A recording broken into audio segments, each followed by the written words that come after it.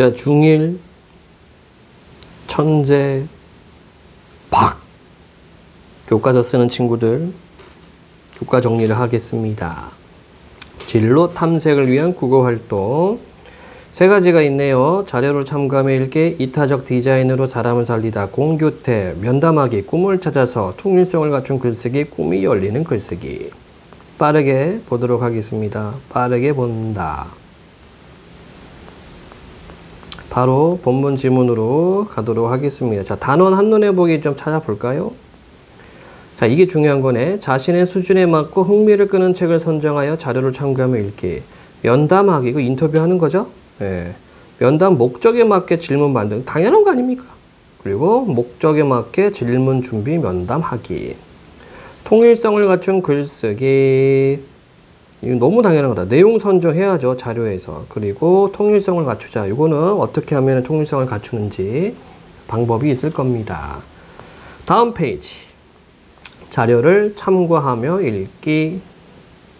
자, 글을 읽다가 이해하기 어렵거나 궁금한 것이 있으면 어떻게 하나요? 당연히 사전 찾아야지 뭐.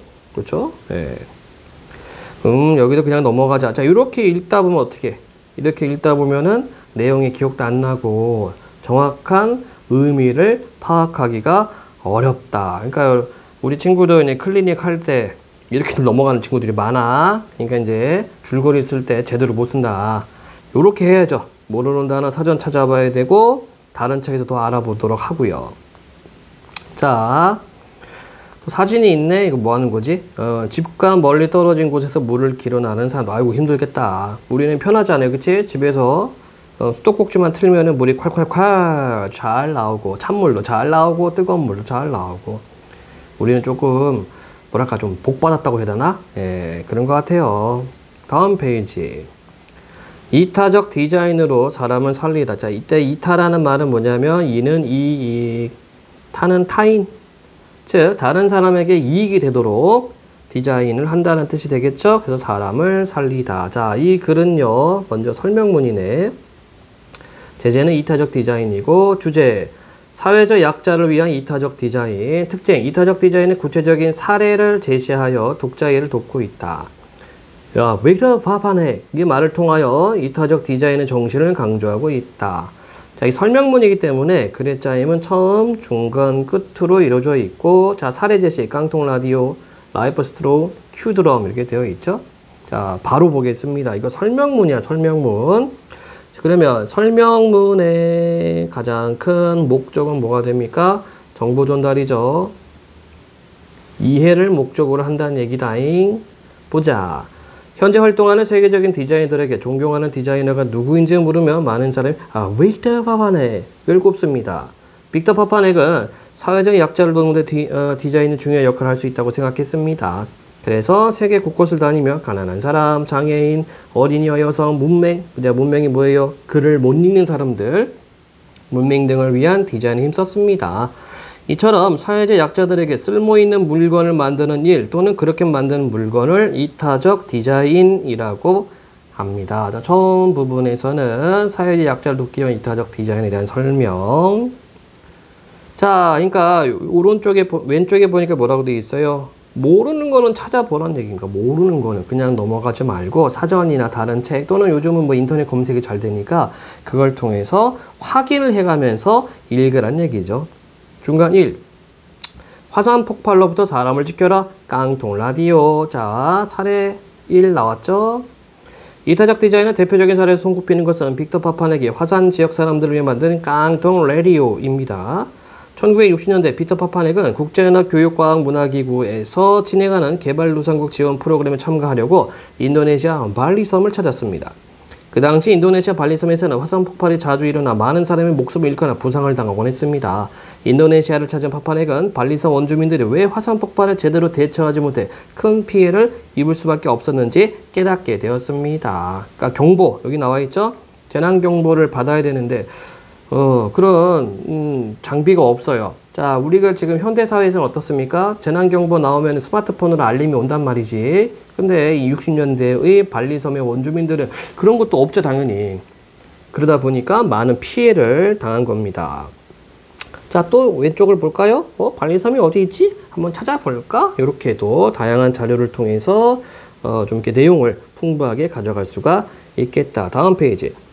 원주민들은 재난경보를 들려주는 간단한 장비조차 살 수 없을 만큼 가난했기 때문에 예고 없이 찾아오는 재난에 속절없이 당할 수밖에 없었던 것입니다. 화산 폭발 경보를 듣고 바로 대피만 했더라도 많은 사람이 최소한 목숨은 구할 수 있었을 거라고 생각하니 파파넥은 가슴이 몹시 아팠습니다.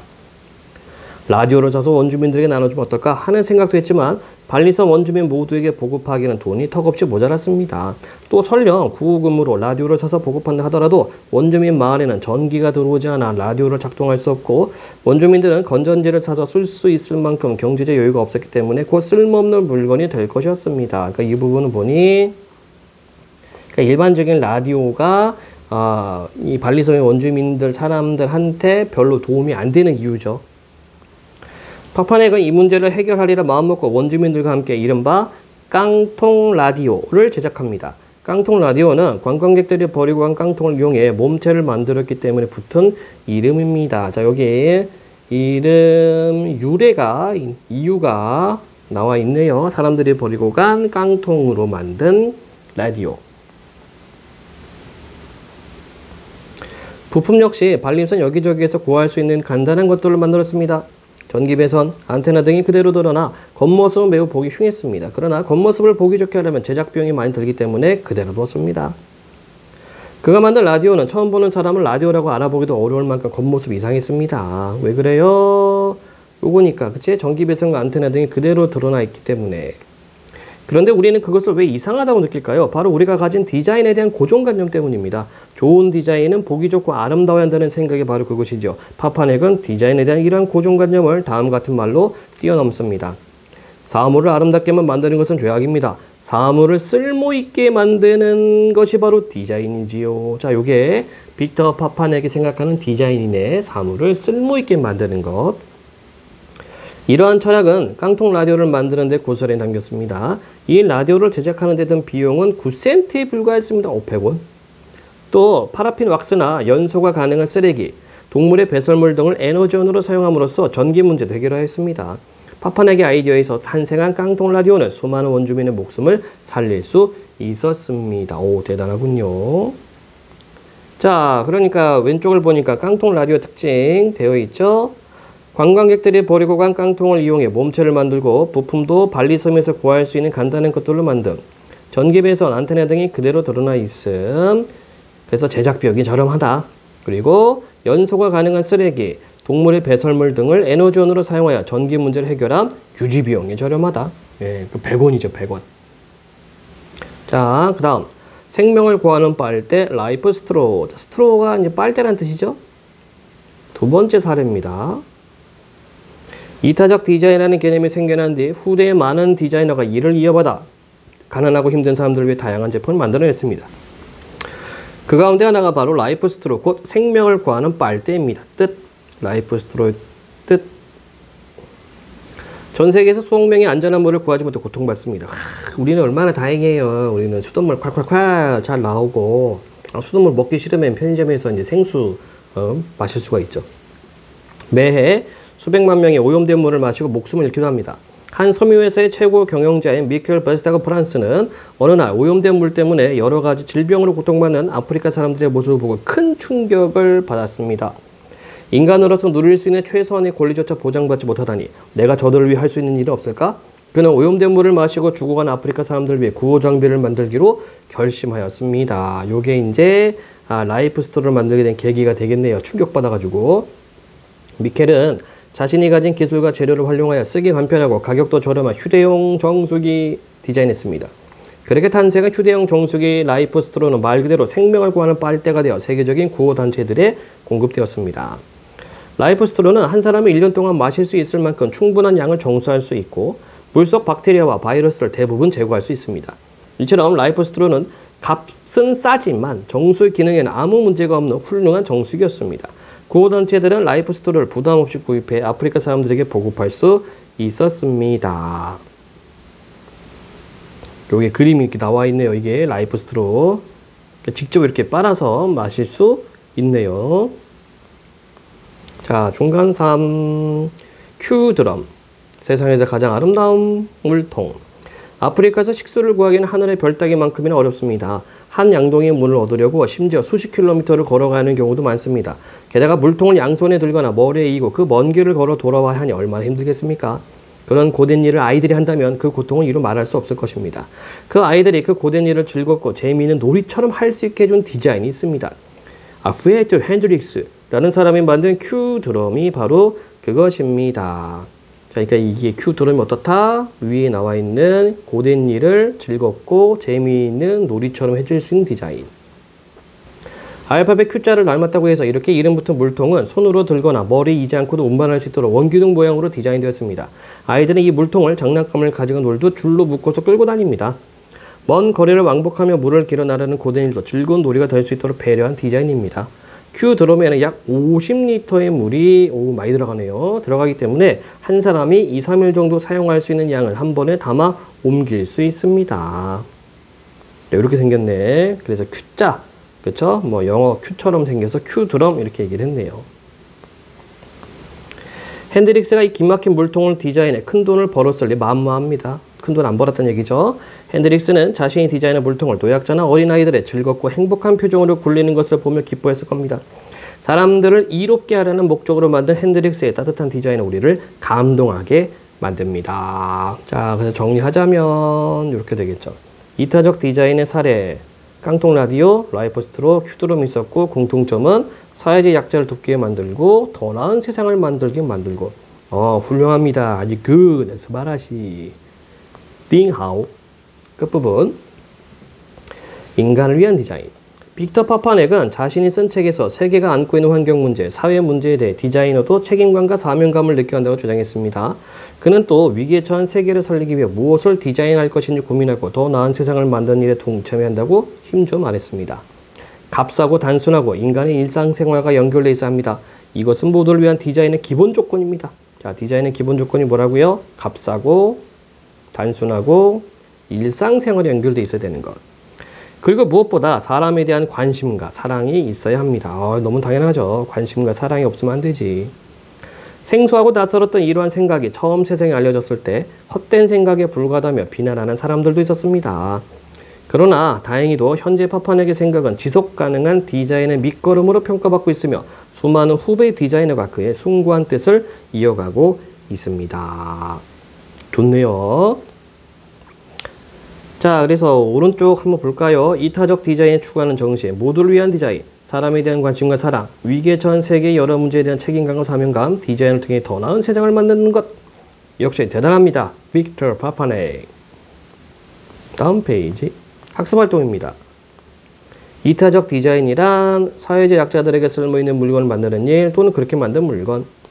이타적 디자인의 사례, 깡통 라디오가 있었고 만능가다, 인도네시아 발리섬의 원주민들을 화산 폭발로부터 지키려고.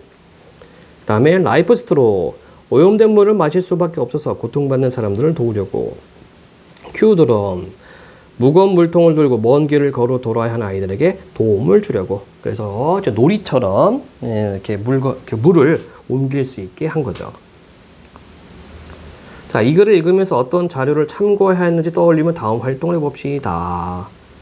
이 글을 읽다가 이해하기 어렵거나 궁금한 것이 생겨서 어떻게 하는지 써봅시다.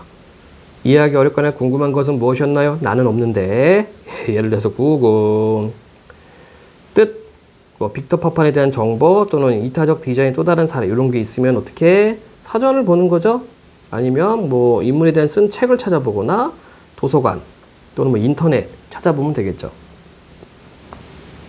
자신이 자료를 참고해 알게 된 내용 가운데 친구들에게 알려주고 싶은 것을 한 가지 골라 써봅시다. 뭐 알려주시면 될 것 같고요. 자료를 참고하면 글을 읽어보니 어떤가요? 너무 당연한 거 아닙니까? 내용을 쉽게 이해할 수 있습니다. 다양한 지식을 쌓을 수 있습니다. 너무 당연한 내용입니다. 다음 페이지. 우리 주변에서 이타적 디자인이 필요한 사람들을 찾아봅시다. 그리고 또 어떠한 디자인으로 도울 수 있을지 모둠원들과 함께 이야기해 봅시다. 자, 여기는 모둠 활동이기 때문에 패스하겠습니다. 그리고 여기에 책을 보는 거 독서 활동이기 때문에 역시 패스. 패스. 계속 쭉쭉 넘어가요. 쭉쭉쭉. 요거는 조금 정리 좀 해볼까? 읽은 책의 내용을 정리하는 방법. 첫 느낌. 자, 우리가 또 글쓰기 클리닉 할 때 이거 하잖아요. 도입 부분에. 그치? 첫 느낌. 여긴 또 저자 소개가 있고, 이 내용 기억해두자. 꼭 가장 인상 깊은 장면이 되겠네. 그 다음에 책을 읽은 뒤 느낌. 우리가 마무리 글 쓸 때 하는 거죠. 해야 할 일, 뭐 실천하는 거. 글의 내용을 바탕으로 실천한 내용들. 패스. 자, 다음에는 어디 봅시다.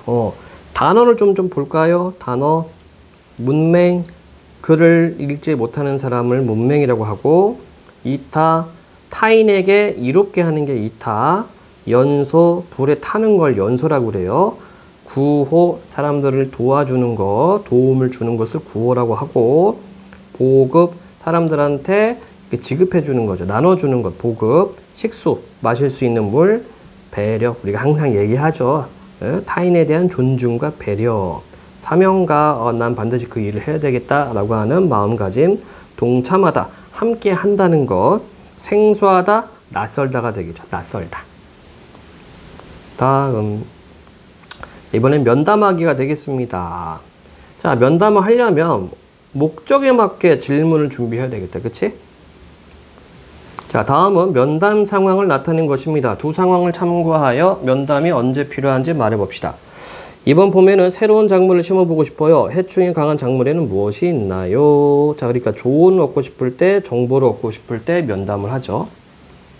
고향을 기를 때 주의할 점은 무엇인가요? 마찬가지죠. 정보가 좀 필요합니다. 꿈을 찾아서 갈래는 면담문. 주제, 진로 탐색을 위한 경찰관과의 면담. 특징, 진로 탐색을 목적으로 한다. 면담자의 듣기 태도가 적극적.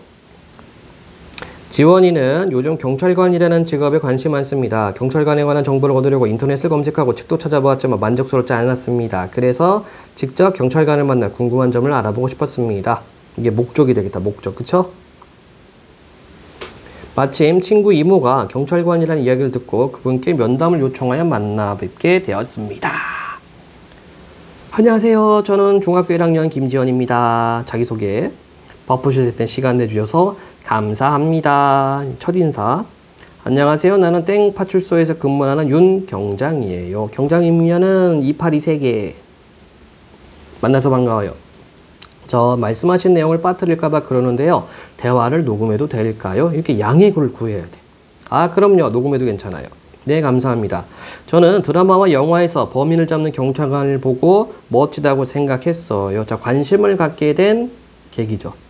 경장님은 언제 경찰관이라는 직업에 관심을 가지게 되셨나요? 자, 첫 번째 질문입니다. 첫 번째 질문. 언제 경찰이라는 직업에 관심을 갖게 되었는지 물어봤네요. 지금 돌아보면 어렸을 때는 경찰관을 조금 무서워했던 것 같아요. 그러다가 지원이만 할 때, 그러니까 중학교 다닐 무렵 제복을 입은 경찰관이 멋져 보여서 관심을 가지게 되었어요. 자, 이게 계기가 되겠죠. 그치? 그럼 경찰관이 되겠다고 마음을 굳히신 것은 언제인가요? 자, 직업으로 선택한 계기. 자, 두 번째 질문 되겠습니다. 경찰관이 되어야겠다고 마음을 굳힌 것은 대학 다닐 때입니다. 봉사동아리에 들어 이런저런 봉사활동을 하면서 앞으로 남을 돕는 일을 하며 살고 싶다는 생각을 하게 되었죠. 경찰관이 되면 그런 삶을 살 수 있을 거라 생각해서 경찰관이 되기로 결심하고 그때부터 경찰 공무원 시험을 준비하기 시작했어요. 그리고 그 시험을 통과해서 경찰관이 되었지요. 자, 그래서 여기 이 경찰관 직업을 선택한 이유, 남을 돕고 싶어서.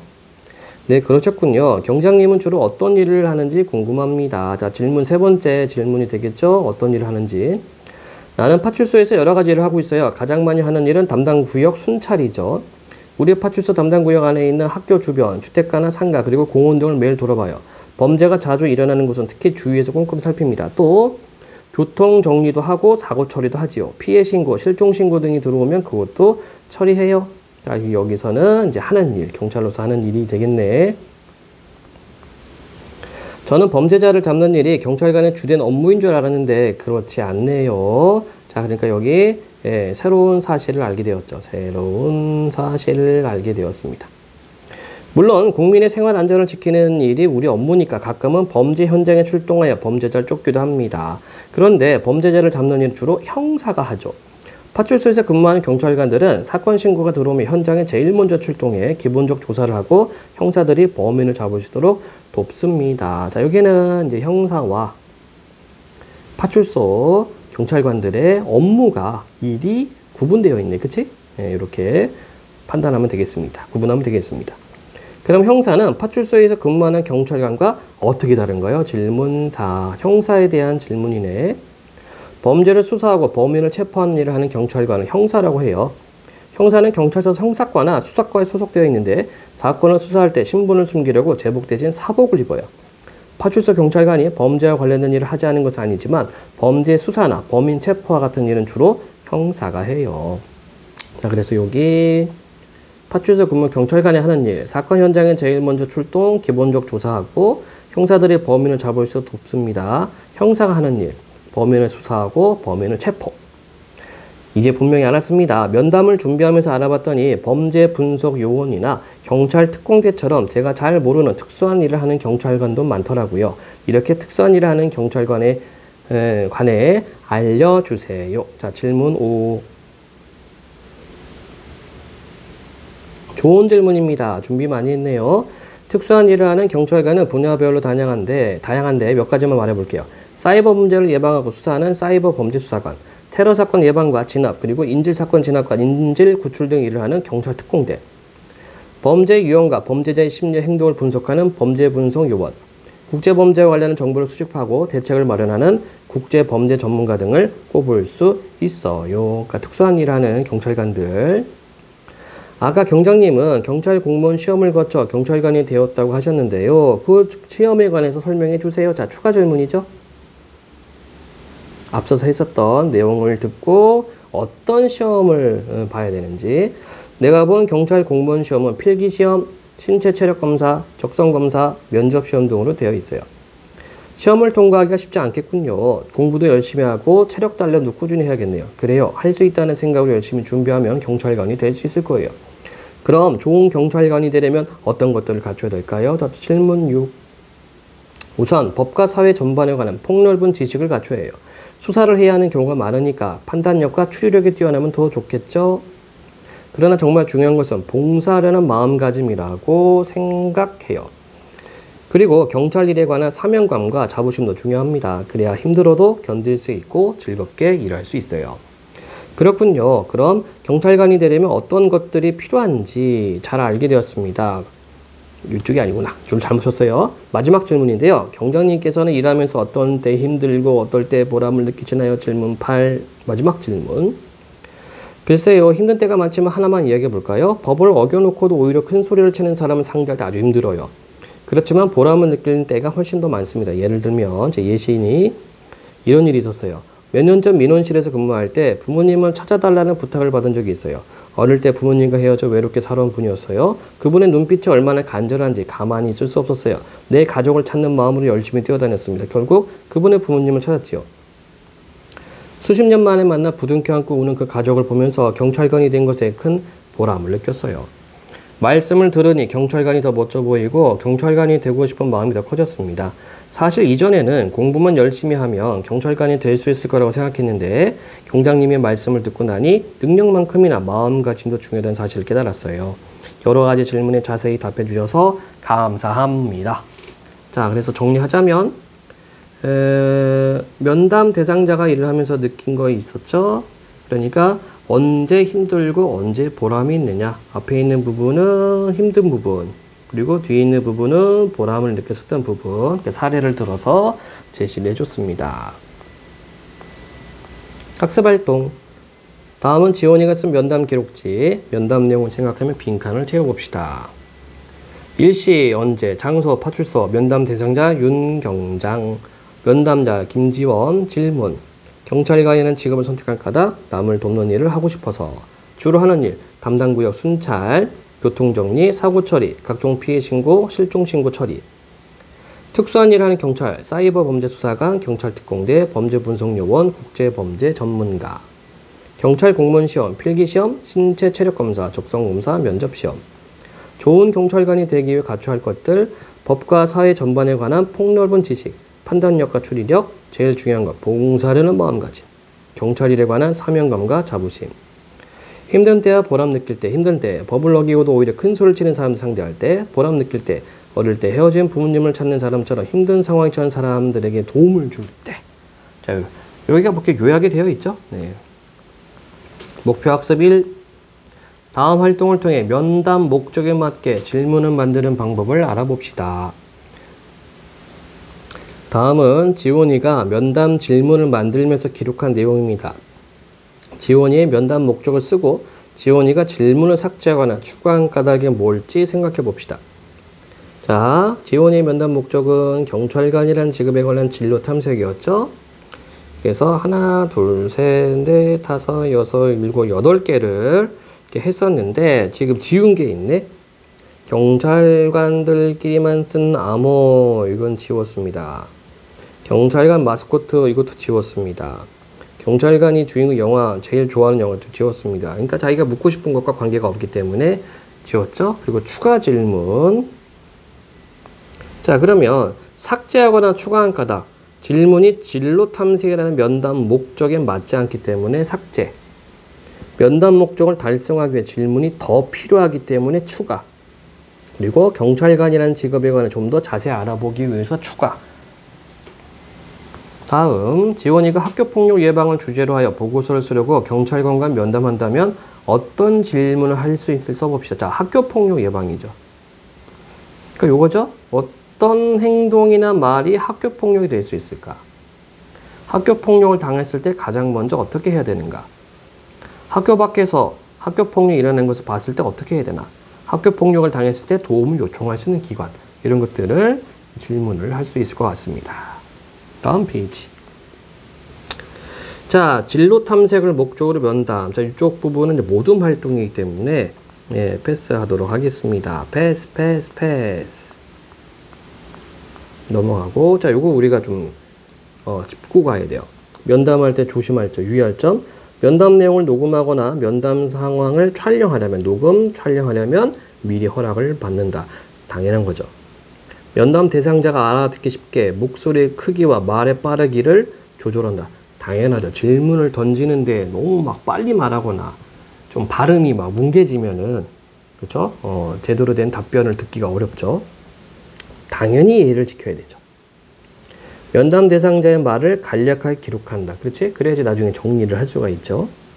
면담 대상자의 말을 귀 기울여 듣고 경우에 따라 고개를 끄덕이는 등 적절한 방법. 그렇지. 자기가 질문 던져놓고 딴짓하면 안 되죠. 이해가 잘 안 되거나 더 알고 싶은 점이 있으면 추가 질문. 자, 다음 또 뭐가 있나 넘겨볼까요? 넘겨. 네, 좋습니다. 진로 탐색과 관련된 면담 살펴봤습니다. 자, 이제 어휘가 되겠다. 어휘를 보면은 이제 요거 참고 자료만 보세요. 쫓다와 줬다가 있어. 쫓다 동사고 줬다도 동사입니다. 근데 쫓다는 실제로 실제 행동입니다. 행동. 막 뭐 범인을 쫓아가거나 뭐 집 나간 개나 고양이를 쫓아가거나 이건 쫓는 거야. 근데 줬다라고 하면은 이거는 뭐 그 사람의 이상, 사상, 신념을 따르는 것, 이거를 줬다라고 합니다. 그래서 명예를 줬다, 꿈을 줬다, 의견을 줬다, 이렇게 쓸 수 있죠. 자, 세 번째, 통일성을 갖춘 글쓰기. 다음은 윤주가 가희에게 보낸 편지와 그 편지를 읽은 가희 반응입니다. 가희가 아래와 같이 반응한 까닭. 가희에게, 가희야 안녕, 나 윤지야. 어제 일 사과하려고 편지를 써. 내가 어제 말도 없이 국어책 가져가서 많이 당황했지. 근데 우리 동네 도서관 생겼다. 갑자기 뜬금없이 매점도 좋더라. 이제 도서관은 자주 가보려고 해. 아무튼 앞으로는 어제 같은 일 생기지 조심할게. 자, 요 부분 지금 요 부분은요, 빼야 돼, 삭제해야 돼요. 이게 통일성을 해치는 글입니다. 그러니까 지금 가희가 새로 생긴 도서관 이야기 왜 하지? 이렇게 돼버렸어요. 자, 다음 꿈이 열리는 글쓰기 한번 보도록 하죠. 글을 쓰는 목적, 내가 만들고 싶은 로봇 소개하기, 글의 주제, 사람들에게 행복하게 해주는 로봇을 만들고 싶어서 예상 독자는 친구들. 자, 이게 있어요. 글쓰기 단계가 있는데 이거는 좀 외워야 됩니다. 암기 파트. 글쓰기는 처음에 계획하기. 계획하기 할 때 하는 것들이 있습니다. 목적, 그리고 주제를 정하고요. 그리고 예상 독자 생각을 하고, 그 다음에 이 교과서에는 빠져 있지만 매체 선정도 해야 돼요. 즉, 뭐 학교 교재에다 쓸 건지, 아니면 자기 개인 블로그에다 쓸 건지, 아니면 뭐 신문에다 투고를 할 건지, 이렇게 해야 됩니다.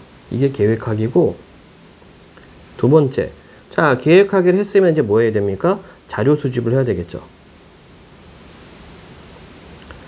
근데 자료 수집을 한다고 해서 이거를 다 쓰는 건 아니거든. 그 자료 수집 및 자료 분류, 내용 선정이라고 할게요. 내용 선정을 해야 돼요.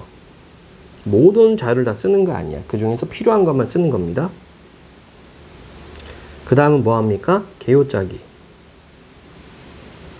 이거를 조직하기라고 그래요. 조직하기 또는 구성하기 이런 말도 써요. 그래서 뭐 처음, 중간, 끝, 서론, 본론, 결론 이렇게 쓰는 거고, 그 다음에 뭐 합니까? 표현하기. 이게 글쓰기죠. 초고. 처음 쓰는 것을 초고라고 그래. 초고 작성.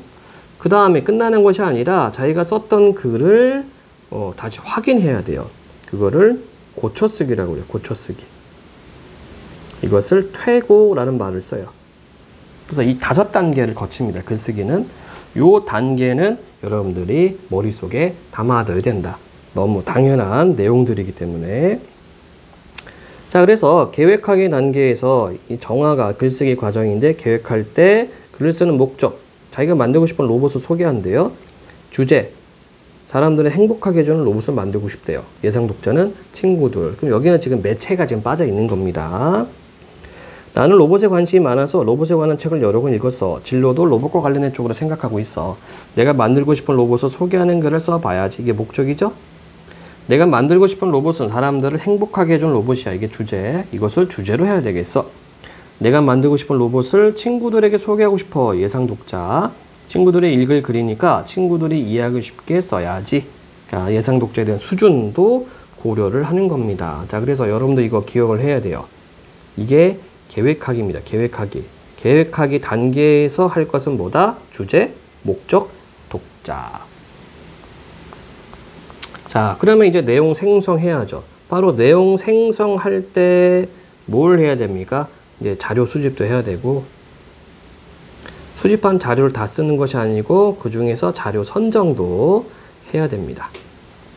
자, 그래서 정화의 글쓰기 과정, 내용 생성하기, 신문, 책, 인터넷, 텔레비전 등 다양한 매체를 활용하여 내용 생성한다. 자료를 찾는다는 얘기죠. 그래서 글의 주제, 글쓴이와 독자의 수준 및 흥미를 고려해서 쓸 내용을 선정. 그러니까 자료를 다 쓰는 것이 아니라 그 중에서 필요한 것만 골라낸다. 지금 여기 밑에 자료들이 있는데, 기역, 니은, 리을, 미음은 어울리지만 디귿하고 비읍은 어울리지 않습니다. 내용 선정할 때 고려할 점, 글의 주제와 밀접하게 연관되어 있는 내용 선정. 너무 당연해. 자신과 독자의 수준과 흥미를 고려해 내용 선정. 그러니까 주제하고 관계에 있다고 해서 너무 어려운 자료를 쓰면 또 안 되죠. 그러면 글 쓰는 사람이 소화가 안 되니까. 출처의 신뢰도나 자료가 만들어지는 시기 등을 고려하여 내용을 선정. 너무 옛날 자료를 또 쓸 수가 없어요. 예. 그리고 출처가 확실해야 됩니다. 그래야지 믿을만 하니까. 자, 기억신문 볼까요? 노인 간호 보조 로봇 키로 M5. 병원 용품 운반, 실내 공기 살균과 탈취, 환자 기저귀 교환 시점 통보. 요거는 써먹을 수가 있죠. 그 다음에 책. 로봇 공학자의 말, 인류를 위해 따뜻한 기술 개발하고 사람들에게 행복을 가져다 주는 것. 그건 내 꿈이다. 데니스 호응, 로봇 다빈치, 꿈을 설계하다. 이것도 역시 정화가 쓰려고 하는 주제 목적에 맞죠. 자, 다음 페이지를 또 보도록 해봅시다. 인터넷 신문. 미래 어린이 로봇사랑 구별 못할 것. 세계적인 학자가 로봇의 위험성 경고. 이거는 쓰면 안 되죠. 그쵸? 자기 이 정화라는 친구가 쓰고자 하는 주제 목적에 맞지가 않아요. 그럼 텔레비전. 예상 낭비 소방 로봇 1cm도 이것도 당연히 쓸 수가 없습니다. 그러니까 지금 디귿하고 리을은 로봇에 대한 부정적인 견해이기 때문에 쓰고자 하는 주제 목적에 맞지 않고. 자, 텔레비전. 초고령 사회 해결책은 로봇. 외로운 노년층의 친구가 되어준 로봇도 있는데요. 일본에서는 물개처럼 이건 되겠죠. 예, 긍정적인 의미니까. 인공지능의 역사. 인공지능 분야의 주요 관심사는 퍼즐과 게임, 탐색과 문제 해결, 정리, 증명과 계획. 야, 이게 중학교 1학년 친구가 보기에는 조금 어렵습니다. 그래서 뭐 주제와 목적은 맞긴 하겠지만, 예, 수준을 고려했을 때 어려운 내용이 되겠네요. 다음 페이지. 자, 이렇게 해서 자료를 선정을 했으면은 내용을 조직하면 됩니다. 즉, 개요를 작성하라는 얘기죠.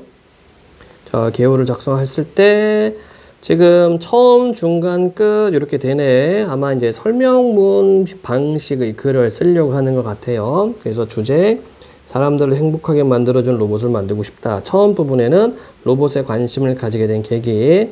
그래서 중간 부분에 내가 만들고 싶은 로봇을 하나, 둘, 셋, 네 개, 세 개군요. 세 개 이런 식으로 배치를 해놨고, 그다음에 끝에서는 로봇의 위험성에 대해서 얘기를 했는데 이건 좀 맞지가 않죠. 이거는 삭제하는 게 좋을 것 같아요. 왜냐면은 타이틀이 내가 만들고 싶은 로봇이었어요.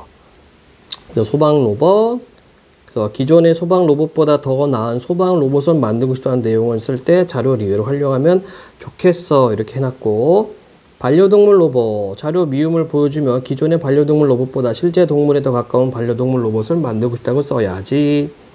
노인 도우미 로봇, 자료 기억은 내가 만들고 싶은 노인 도우미 로봇을 설명할 때 사용할 수 있겠어. 이렇게 되겠고, 자, 요거는 필요 없죠. 끝부분, 사람들을 행복하게 해주는 로봇을 만들고 싶다. 그래서 마지막 부분에 다짐과 니은 자료를 제시하자. 이렇게 해놨습니다. 자, 그래서 이제 표현하기가 되겠고요. 이제 초고를 한번 써보는 거죠. 갈래는 소개하는 글, 제재는 내가 만들고 싶은 로봇. 주제, 사람들을 행복하게 만들어주는 로봇을 만들고 싶다. 특징, 자신이 만들고 싶은 로봇을 기존 로봇과 비교하여 제시, 주제와 관련하여 다양한 자료에서 내용을 선정. 자, 한번 보도록 해봅시다. 나는 어릴 때부터 로봇을 좋아했다. 로봇 장난감과 로봇 만화 등 로봇이라는 말이 들어가 있으면 눈을 떼지 못할 정도였다. 그러다가 초등학교 6학년 때 한 로봇 공학자의 강연 영상을 보고 이게 계기, 로봇을 만드는 사람이 되겠다고 결심하였다.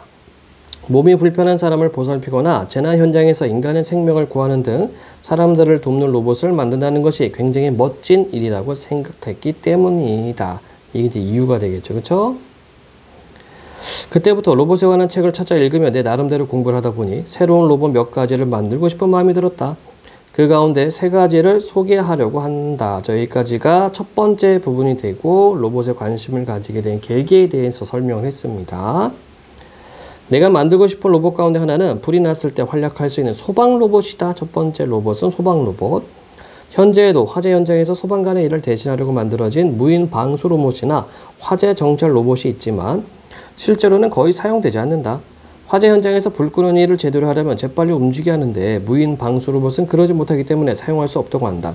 또 화재 정찰 로봇은 외부의 작은 충격에도 기능에 문제를 일으킬 때가 많아 화재 현장을 이리저리 누비며 사람들을 수색하는 데 찾기 어렵다고 한다. 자, 요거는 현재 소방 로봇의 문제점이죠. 네, 그래서 이것을 개선하는 그런 로봇을 만들고 싶다는 소망을 보이고 있어요.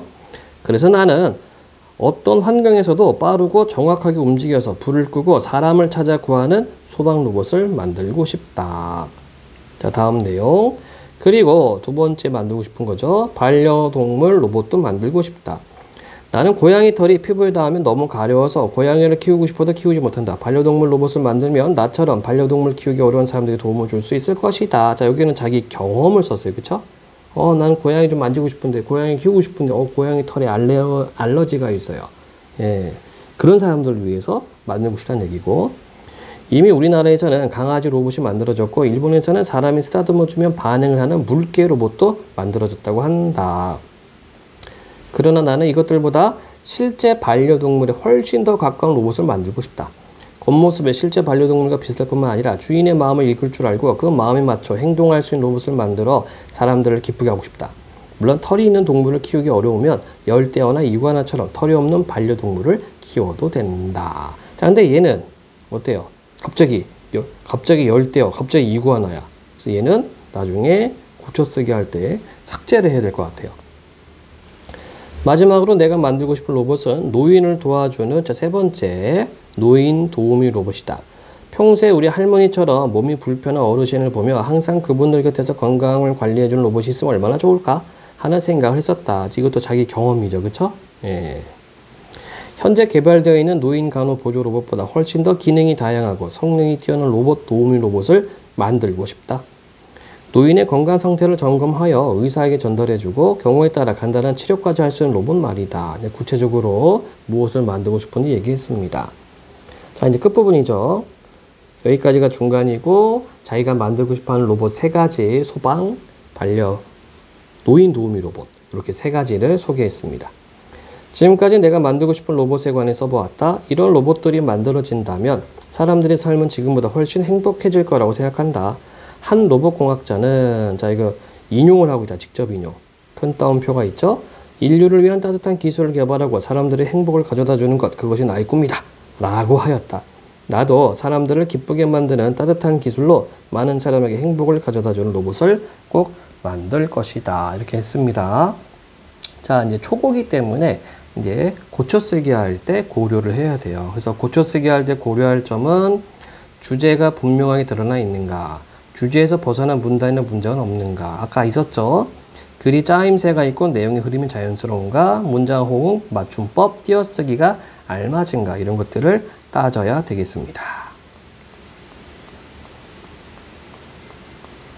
자, 이제 정리하면은 자, 계획하기, 주제, 목적, 예상 독자를 정하고 내용 생성하기, 다양한 자료에서 내용을 마련합니다.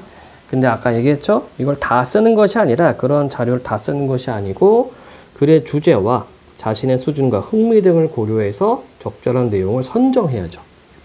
그 다음에 선정한 내용들을 조직하면 되고, 그리고 처음, 중간, 끝 이렇게 개요를 작성하면 되겠죠. 그리고 주제와 어울리지 않는 내용은 삭제. 그리고 표현하기. 그래서 앞에서 마련한 내용을 바탕으로 통일성을 갖춘 글을 쓰면 되겠죠. 고쳐쓰기, 통일성을 갖췄는지 점검하며 글을 고쳐 쓴다. 그래서 이 과정, 글쓰기 과정 여러분들 반드시 알아놔야 됩니다. 다음 페이지. 정화가 찾은 자료 가운데 내용을 조직할 때 사용하지 않은 자료를 찾고 그 자료를 사용하지 않은 까닭은 뭘지 생각해 봅시다. 자료 비읍을 사용하지 않았습니다. 그 까닭은 주제와 자료의 내용이 어울리지 않고 내용이 어렵고 재미가 없고 글쓴이 또는 독자의 수준과 맞지 않고 흥미를 끌지 못하기 때문에. 두 번째, 다음은 정화가 개요에 넣었으나 글을 쓸 때는 넣지 않은 부분입니다. 그 까닭이 뭘지 생각해 봅시다. 자, 로봇의 위험성 자료 디귿이 있었죠? 근데 이거를 지금 뺐단 말이죠. 왜냐하면 주제는 뭐였어요? 사람들을 행복하게 만들어주는 로봇을 만들고 싶다. 이게 주제란 말이야. 근데 로봇에 대한 위험성을 얘기하면은 통일성을 해쳐요. 그래서 삭제했습니다. 세 번째, 다음은 정화가 쓴 글의 셋째 문단, 통일성에 어긋난 문장을 찾아보자. 바로 맨 마지막 부분이죠. 로봇에 관련된 이야기를 하는데 갑자기 털이 있는 동물을 키우기 어려우면 열대어나 이구아나 키우면 된다. 이렇게 얘기를 했습니다. 그래서 얘는 통일성을 어긋나 있기 때문에 삭제. 자, 그래서 글을 쓸 때 고려해야 될 점은 뭐냐? 글의 모든 내용이 하나의 주제로 밀접하게 연관되어 있는지, 각 문단의 내용이 글 전체의 주제와 밀접하게 연관되어 있는지, 하나의 문단 안에서 각 문장의 중심 내용과 밀접한 내용인지 이렇게 되어 있죠. 이게 다 뭡니까? 바로 통일성입니다. 통일성.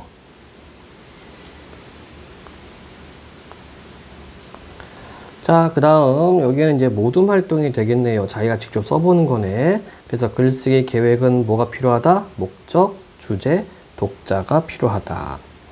그리고 내용 생성하기에는 뭐가 필요합니까? 먼저 자료를 수집하고 이 자료 안에서 선정해야 되겠죠. 그렇죠? 필요한 거. 그리고 나서 뭐합니까? 그리고 나서 개요 작성이지. 이렇게 생각하고 그리고 나서 또 뭐해요? 이제 글을 써보는 겁니다. 표현하기가 되는 거죠. 그리고 끝에 가서는 고쳐 쓰기가 됩니다. 자, 여기는 모든 활동이기 때문에 건너가도록 하겠습니다. 패스, 패스, 패스.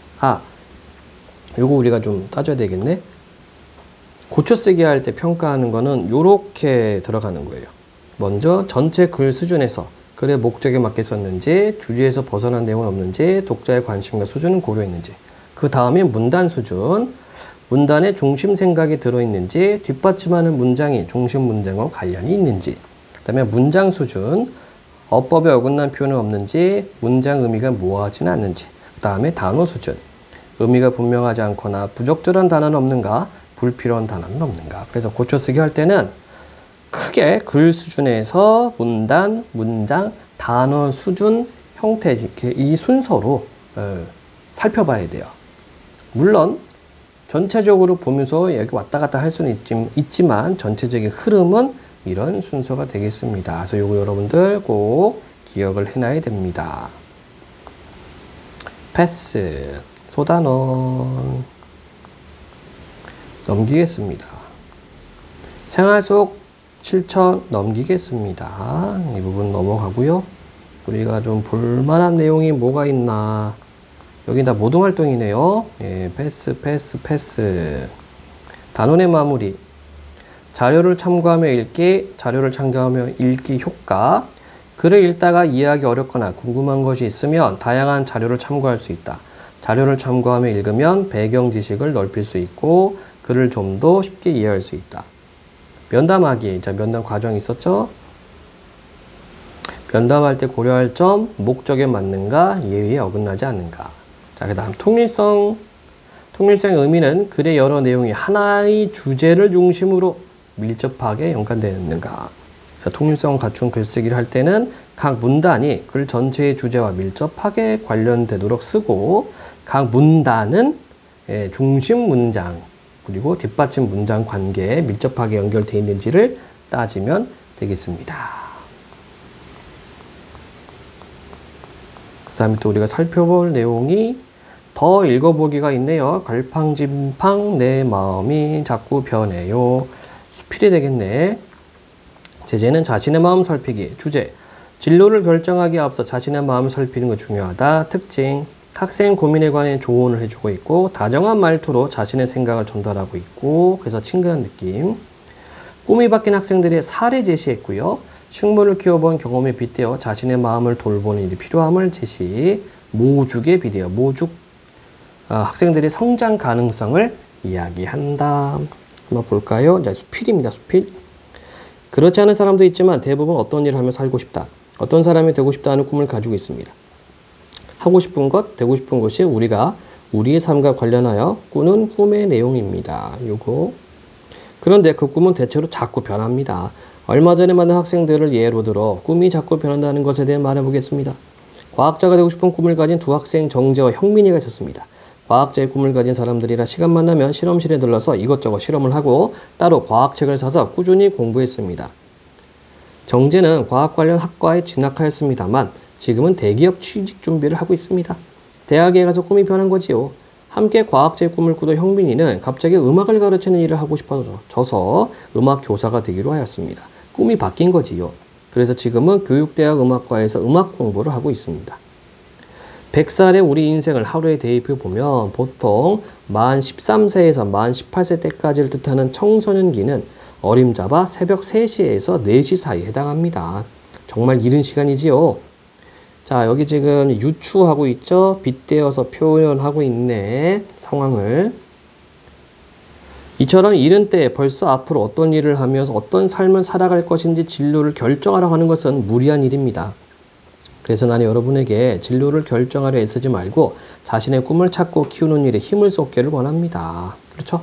네, 청소년기에 이미 자기의 진로를 결정해버리면 글쎄 아직 다양한 경험을 못 해봤기 때문에 얼마든지 꿈이 바뀔 수가 있어요. 그래서 우리가 앞에서 봤었던 형민이 또 하나 누구였어요?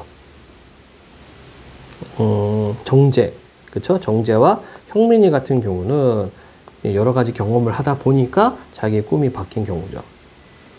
자, 삶의 환경이 바뀌고 자신이 바뀌면 꿈도 바뀔 수 있다는 것을 생각하면 자신이 갖게 된 꿈을 반드시 지켜야 한다는 생각은 바람직하지 않다는 것을 알 수 있습니다. 그래서 이것저것 열어놓고 풀어가는 자세가 필요합니다. 자, 열린 자세가 필요하다는 얘기예요. 하지만 자꾸 꿈이 바뀌면 마음이 어지러워집니다. 그렇죠? 갈팡질팡하는 것이 견디기 힘들어 꿈 생각을 아예 하고 싶지 않은 마음이 들기도 합니다. 이럴 때 중요한 것은 자신의 마음이 어떠한지 돌보는 겁니다. 어떻게 돌보냐고요? 글쎄요. 혹시 식물을 키워본 적이 있나요? 자, 호기심 유발 이렇게 질문 던지고 있어요. 선생님은 아주 키우고 싶다는 마리나타라는 식물을 분양받아 키운 적이 있어요.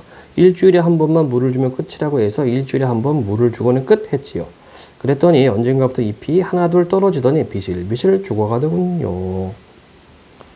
뭐야? 일주일에 한 번 물만 주면 된다더니 왜 죽는 거야? 선생님은 짜증을 내며 다시는 식물을 키우지 않겠다고 다짐했습니다. 그런데 같이 분양을 받아온 친구네 집에 가니 마리나타가 무럭무럭 잘 자라고 있는 게 아니겠어요? 똑같이 일주일에 한 번 물을 줬다 하나 참 어이가 없었지요. 그런데 친구는 저와 조금 달랐습니다.